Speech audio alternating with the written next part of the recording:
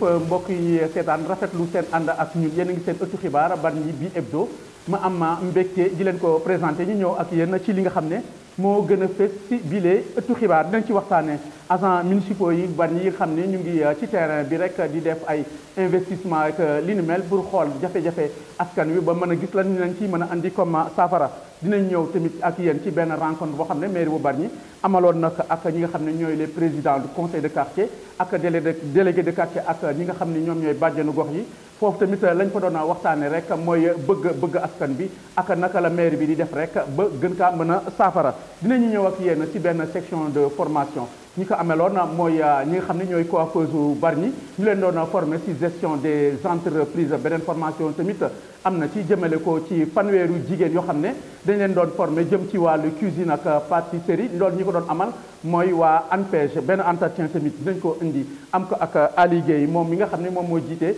service social ak santé de la population fii ci mairie bu Bargny mu wax ñu rek ñoom seen service boobu lan mooy doon seen mission pour tëj jile ëttu xibaar dinañ ñëw ak yéen tamit ci cérémonie de remise de trophée jëmale ko ci wàllu nawetaan ak final yi nga xam ni moo war a am fii ci Bargny mbokk yi lii ma doon lii gën a fës ci bile ëttu xibaar.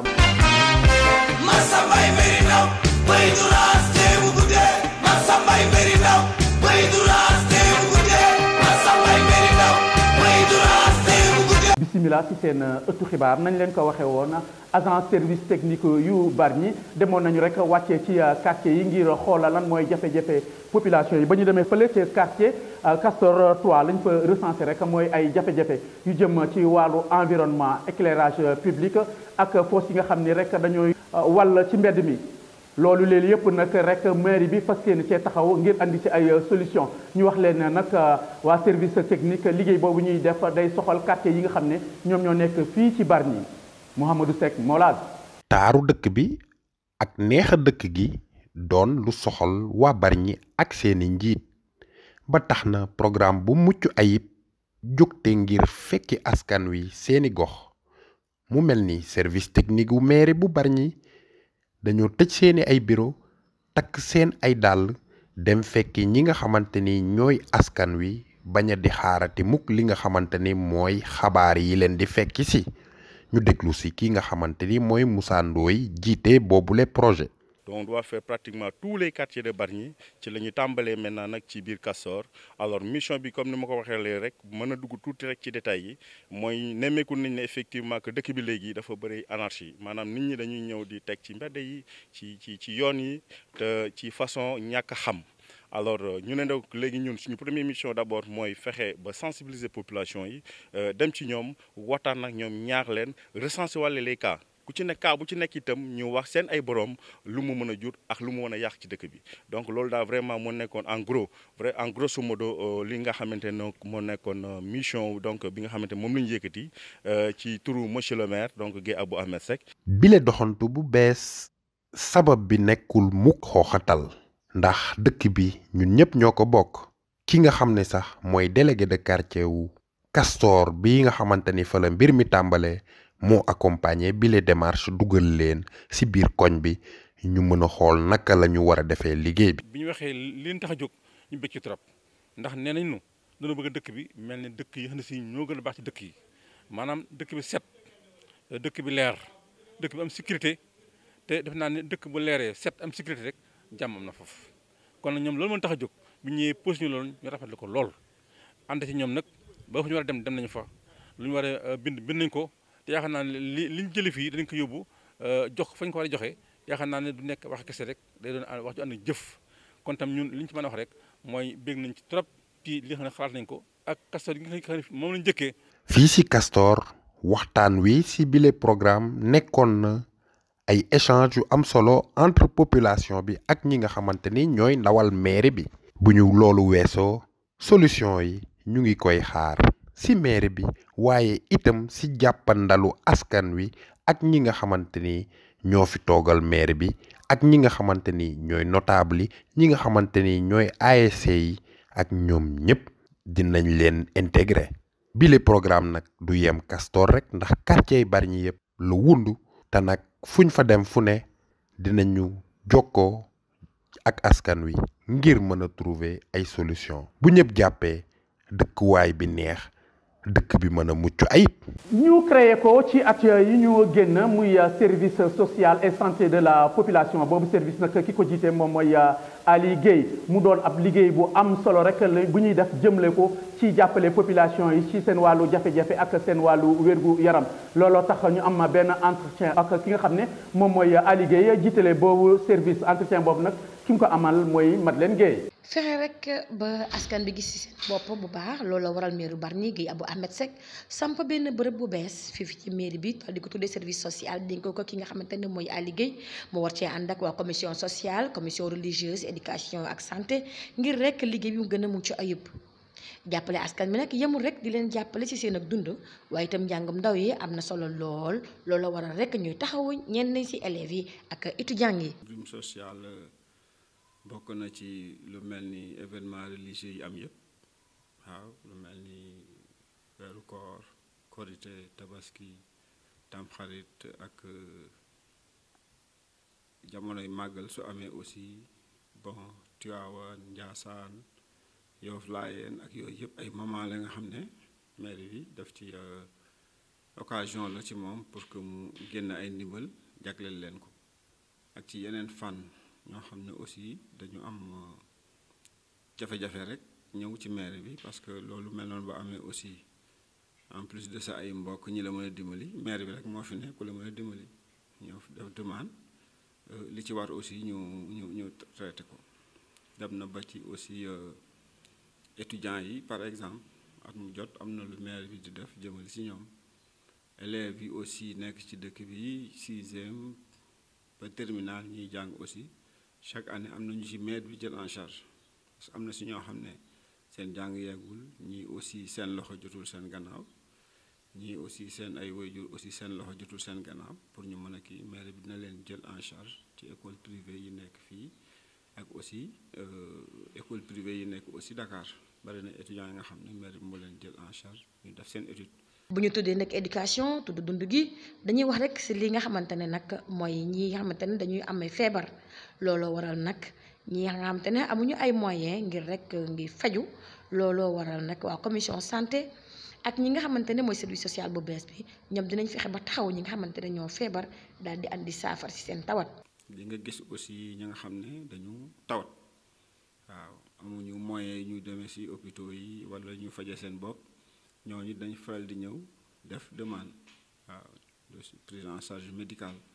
mairie bi aussi am lu mu ci def pour nga mën a faju ak yooyu yëpp daal donc c'est ça daal yaatu na yaatu ba nga xamante ne bi voilà mairie bi mu ngi ci lu bare am na ci fànn ba nga xamante ne aussi accompagnement ak suivi lay def parce que am na ci la nga xam ne gouvernement par exemple moo koy def boo jëlee lu mel ni couverture maladie wala bourse familiale yi ak yu mel noonu am na fi mais le suivi waa mairie bi ñoo koy def pour xam fan la ñu toll ñi nga xam ne aussi seen ay dossier dafa égaré wu ñu toppatoo leen ñi nga xam ne dañu décédé ñu war leen remplacer yooyu yëpp day am loolu aussi dañu koy boole tamit social bi parce que problème bu ñu mën a am aussi jotew ñu ci kaw ci mairie bi la ñuy ñëw donc ñooñu aussi seen ay dossiers yu bari ñun ñoo koy gérer n'est-ce pas. bu ñu limee yooyu yëpp nag faw rek ñu tudd li nga xamante ne mooy dëkkuwaay yi nag ñi nga xamante ne ñoo loru woon ci géej gi ñi nga xamante ne seeni kër géej gi daf ko nangu li ko dalee Bargny géej ba Minam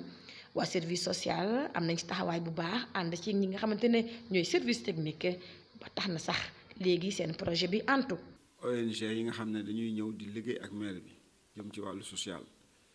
bon ñooñu aussi bon seexuñu ak maire bi dara seexuñu ak gouvernement bi dara. mais ay ONG luy wër di dimbali nit ñi voilà ñooñu aussi dañu mën na si jox ñu mel ni le secours islamique français yi nga xam ne depuis 2 ans bu ma juumul ñu ngi fi di dimbali nit ñi weeru koor bu jotee tabaski aussi dinañu ñëw andi ay xar yu bëri lëkkaloo ci ak maire bi dugg ci dëkk bi collaborer ci ak imam yi délégué de quartier yi ak président conseil de quartier yi pour xam dëgg-dëgg ci quartier yi ñan ñoo ci ay néew doole ñan ñoo gën a yelloo daal ñu jox leen loolu yooyu aussi day am loolu aussi toujours dañuy liggéey ak waa service social bi leneen li aussi c'est des bonnes volontés ay nit ñu dëkk Bargny nekk ay waa Bargny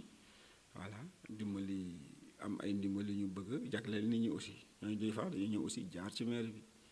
wax ak ñoom ñu ànd ak ñoom aussi lijjanti lu mel noonu bon sans compter que am na yeneen ndimbal nature sociale yi nga xam ne sax kooku c'est géré directement par le cabinet lu mel ni groupement yi ci dëkk bi ñu leen di financer ak yooyu yëpp daal souvent c'est des groupements yoo xam ne amuñu moyen financer seen bopp ñooñu aussi dañ leen di jël en charge dimbali leen bon accompagner leen aussi mais kooku bokkul ak c'est pas directement lié au service social kooku dossier la ba nga xam ne maire ci boppam moo estimé ne war nañu ko confier ñu doxal ko donc loolu ñu ngi ci bon njëkkoon nañu ci avancer loolu mais mu am quelques petits problèmes ci amoon ñu reprendre appel d'offre bi je crois que maintenant mu ngi en bonne voie daal waaw donc loolu aussi li ko tax a jóg mooy ñi doxal ñi nga xam ne ñoo newoon ci booru géej gi te géej gi jël seen ay kër bon liggéey bi ñu ci waroon liggéey aussi je crois que à l'époque service technique yi def nañu yëpp def nañu recensement yi ak yooyu yëpp ci des rek mooy ñu kii appel d'offre bi def kii ak yooyu yëpp xam ku ko war a liggéey ñu taxaw si donc c'est en bonne voie dossier boobu. jëm ba léegi ci liggéey bi mairie bi di def ngir gën a jege population yi amaloon nañu benn daje fii ci bibliothèque bi daje boobu rek mu doonoon maire ak ñi nga xam ni ñoom ñooy délégué de quartier ak président conseil de quartier ak bàjjenu gox yi lañ ci doon waxtaane rek lan mooy bëgg population yi à la base maanaam rek xool ñoom loolu la ñu gën a bëgg ba mairie bi gën see mën a andi saafara Mouhamadou Seck Molaza. doxalin bu bees jëfin yu yees noonu lañ jiitu commune bu Bargny taxawee loolu moo waral ci gis-gis ak xel mu sell mu woote ndaje réunion bu mag ci budget ci ay koppar yu war a dem ci askan wi ci at mi ñu jëm mu mel ni mbootaay bi yaatu na te it xalaat yi fa génn sell na mu dajale woon ay délégué de quartier ay président de conseil de quartier ay bàjjenu gox ay relais communautaire ñoom ñëpp ñëw teewee li nga xamante ni ñoom la ñu représenté rawatina seeni ay quartier ku nag yëkkati ay kàddu ngir wax lii mbëbët quartier am lii mbëbët corps de métier am ak lii mbëbët askanu Bargny yëpp ci budget bii ñu bëgg a taxawal mu mel ni doxaleen bii de lu bees la fii ci commune bu Bargny ndax bu demee ba maire woo ñi nga xamante ni ñoo teewal askan wi ngir ñu mën a xaatim lii di budget 2020 nekk na loo xam ni askan wi rafetlu nañu ko bu baax maire it indi na ay leeral ay tontu ci secteur yu bari balaa ñuy dem conseil municipal ngir mën a tëgg li nga xamante ne mooy budget 2020 taxawaayu délégué de quartier yi taxawaayu bàjjenu gox yi taxawaayu relais communautaire yi taxawaayu ñi nga xamante ni yépp ñu ngi taxawal dëkk bi am na solo lool ngir Bargny mën a jëm ci kanam. wàllu koom-koom ci seen ëttu xibaar ak atelier de formation bi ñu ameloon jagleel ko lu ëpp fanweeri gérant de salon de coiffure fii ci Bargny ñu joxante woon fii rendez-vous ci centre socio-culturel bu Bargny li ñu fi doon def rek mooy nan lañ leen di jàngale li nga xam ne mooy gestion des entreprises Njàppali Diouf. salon de coiffure yi nekk Bargny yépp waa mairie bi ci kuréel yi ñu am di EMIA recensé nañ leen former leen jox leen ay attestation de formation ngir gën a mën a soxali seen koom-koom boroom salon yi dinañ leen jox matériel yi ñu tànn ba noppi financer leen seen association. programme bi nag ci ñeenti poñ mën naa ko ci tënk bi ci jëkk mooy dem seeti leen nañuy liggéeyee ak fa ñuy liggéeyee beneen bi mooy étape bi ñu nekk tey former leen ci nan la ñuy yore entreprise surtout parce que dafa am solo loo man métier. boo ko mënul yori du sore ñetteel bii ñëw bi nga xam ne daañu ko def fin du mois mooy jàppale leen ci ay financement ñoom ñëpp ku nekk daañu la financer enveloppe totale bi à peu près 5 millions la 3 millions yi make-up moo leen koy jox may fàttali ne make-up ñun ñoo leen fi indi am benn ligne de crédit bu ñu fa dugal ne leen Bargny 6% maximum la ñuy lebale pendant que ñeneen ñi mën nañu dem 10 ba 15%. la ca des muy 2 millions yi donc day doon une subvention pour jàppale leen ñoom seen association ñu mën a équiper wu li ci am solo moo wax ko mooy suivi bi maanaam loolu yëpp bu amee ba noppi naka la ñuy amee waxtaan ak ñoom régulièrement pour que cette activité mën a jëm kanam parce que ñun loolu moo ñu intéressé ñi yàgg nañoo liggéey mais dañoo bëgg at mu jot ñu mën a nattal ni ah daaw ñu ngi woon fii ren ñu ngi fii ñu ngi jëm kanam. waa ANPEJ jàngal nañ leen bu baax ni ñu war a yore entreprise de beauté ba gis ci njariñ. entreprise yi yëngu ci wàllum beauté tey dafa jot seen dafa jot tey parce que dafa bëri léegi entreprise u beauté maanaam man entreprise laay wax sax parce que salon de beauté pour man da koy xaw a wàññi wala mu tënk ko ci benn cadre parce que léegi entreprise la ñuy wax parce que da ngay def entreprise jël ay nit di leen liggéeyloo formaliser di fay ay impôt di fay ay taxes ak yooyu donc entreprise la donc fu mu nekk nii dafa jot li monsieur le maire def nii accompagner leen dans ce sens accompagner leen financièrement ba pare di leen accompagner ak lu toll ne lu mel ne ANPEJ ku leen xam ne ñoom accompagner ak suivre entreprise ak dooleel entreprise bi man li may wax toujours mooy boo amee information bi nga formé wu nga am succès ci li ngay def bu boobaa dootul doon problème. ñuy rafetlu taxawaayu monsieur le maire bi leen jox ay jumtukaay waaye duñ si yem dinañ jël si waat ngir saytu liggéey bi ak formation bi ñu leen defal financement bi amal na leen njëriñ. pont wu Bargny Géej nekk ci dernière phase maanaam rek ñu ngi toll foo nga xam ni ñu ngi def dernière liggéey yi war a mën a tax ñii di waa Bargny Géej mën a jëfandikoo boobu pont loolee tax suñu équipe demoon foofu am fa benn doxantu l'homme qu'il faut. pont Bargny Géej machine yi di riir technicien yi taxaw concentré aussi liggéey infrastructure bi doon jumtukaay bu am solo ci dundu askan yi yeewoo quartier yi ko wër fi mu nekk liggéey bi tollu ci dernière phase yi ba tax ay bés yi nu jëm lépp war naa pare ñu mën a jëfandikoo bi le pont di fàttali ne pont bi war naa am ab passage piéton maanaam fi nit ñi di dox di jaar wàllu weneen wi ñu jagleel ko wàllu oto saret ak li ni mel techniciens yi Eiffage di dalal xelu askan wi di wax liggéey bu mucc ayib la ñuy def ngir satisfaire usagers yi ak livrer leen pont bu dernière génération ba ñëpp mën a jaar sans aucune difficulté xanaa di jox askan wi temps yi di ñëw ngir réception pont Bargny Géej qui fera le bonheur de plus. wàllu formation boobu la ñuy def ba léegi ak agence nationale pour la promotion de l'emploi des jeunes ñu koy woowee rek ANPEJ ñoom it ñu organiser woon benn section de formation en cuisine et pâtisserie jégleeloon ko lu mat fanweeru jigéen yu jóge woon fii ci département bu Rufisque Madeleine Gueye.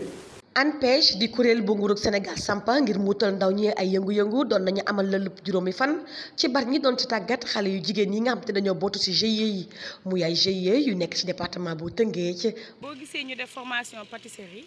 dañu gis ne y a pas mal de jeunes filles yoo xamante ne jànguñu école te comme ñun ANPEJ suñu objectif mooy wutal ndaw yi liggéey wutal leen aussi du liggéey rek mais wutal leen aussi formation. ci formation boobu nag la ñu am suñuy cible muy jeunes yi nga xam ne am nañ 18 ba 35 ans ñu accompagner leen former leen pour au moins ñoom ñu mën a dugg ci milieu nu ma ko mën a waxee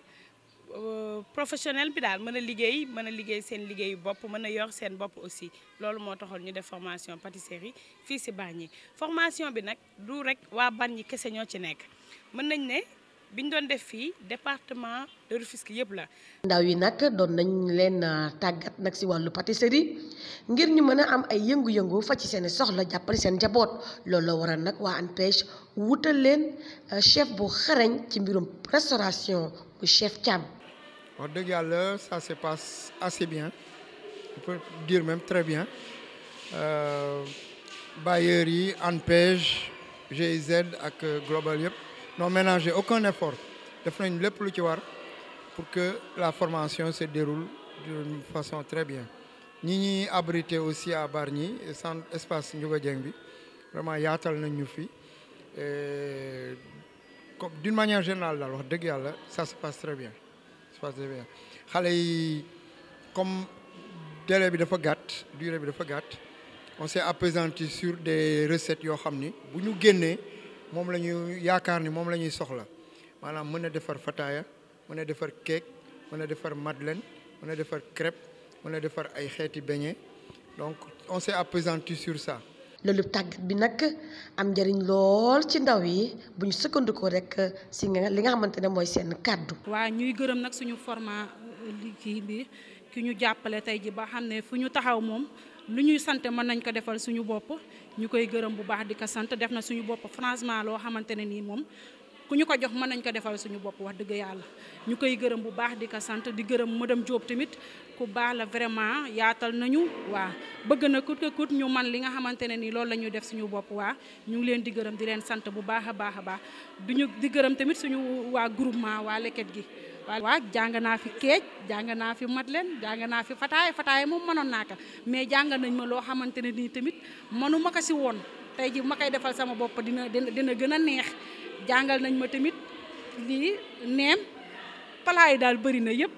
bu ma tijjee sama lii liñ ma jàngal moom franchement parler bëri na te yëpp jàpp naa ko waaw yëpp jàpp naa ko. formation bi jàng nañ fi defar keek jàng defar neem jàng defar beñe jàng defar mini pizza jàng nañ fi lépp loo xamante ne ñun ñi di jigéen daf ñuy rapporter même bu dul ci wàllu liggéey bi dinañu rapporter ñun suñu ay kër. accompagner nañu former nañu jàngal ñu loo xamante ne ñun ñii di ay ndaw di ay jeunes mën nañu rapporter ñun suñu ay rakk ak suñu ay mag ak ñeneen ñu jariñu ci man je salue initiative bi waa ANPEJ def kontaan naa ci torop. wàllu tàggat yaram ngir tëj biile ëttu xibaar ak cérémonie bi nga xam ne moom la ñu doon def rek muy doon ay remise de trophée maanaam coupe yi nga xam ni moom la zone yi war a joxe ci final yi loolu mairie bi jàpp ci bu baax mu doonoon benn cérémonie bi nga xam ne ñi fa nekkoon mooy les acteurs di nawetaan ak les autorités municipales mu doonoon cérémonie bu am solo l'homme qu'il faut. La municipalité de Bargny a procédé à ce jour à une remise des trophées en vue des finales des zones 4A, zone 4B et la zone 5. Lors de cette cérémonie, le maire Gueye Abou Ahmed Seck, parrain des finales, a remis au président des zones les trophées en catégorie cadette et senior. Abdou Aziz Ndiaye mi yore jeunesse et sport fii ci commune bu Bargny dinu ci indil ay leeral. donc zone yi Bargny yëpp ñoom ñoo daje waxtaan ne monsieur le maire mooy seen parrain donc tey mu doon loon jàppale ci ay trophée ak ci ay enveloppe yoo xamante ne ASC yi xam ne ñoo dem final ñoom la ko jagleel. donc bu ñu xoolee bi nawetaan démarré ak léegi jox nañ leen fi ay subvention tey moo woon aussi itam zone yi ak finalistes yi jox leen aussi ay trophée ay coupe jox leen aussi xaalis pour ñu mën a organiser final yi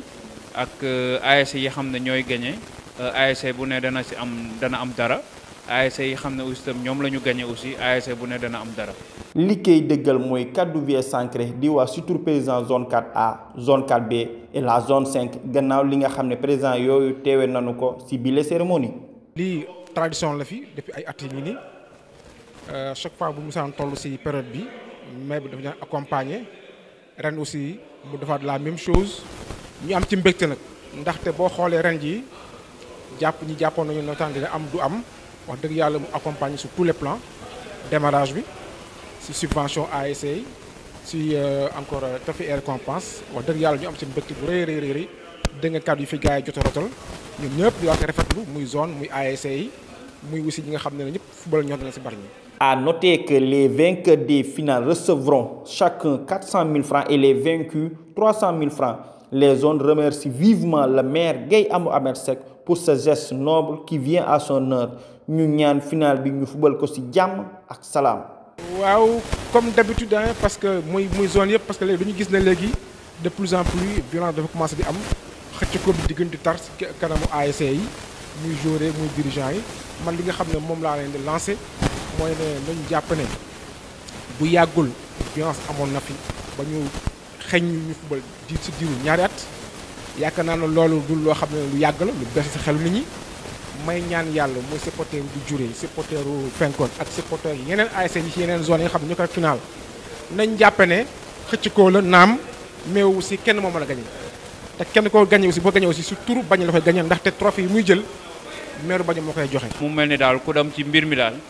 doo si ñàkk dara soit boo gagné di nga am dara boo gagnéwulee di nga am dara li si ëpp solo rek mooy comme doomi Bargny lañu te dañuy foo ak ree ñu def ko si jàmm ak salaam. et yàlla ku mu jox ndam li rek nga xam ne kooku la yàlla jox ndam li ku mu joxul ndam li nag nga muñ xam ne beneen yoon dana amaat incha allah bu amatee nga taxawal. mbokk yi loolu moo doonoon seen ëttu xibaar Bargny bi hebdo ma amoon mbégte bu rëy di leen ko présenté di leen jox rendez-vous beneen yoon ci beneen ëttu xibaar jàmm ak jàmm.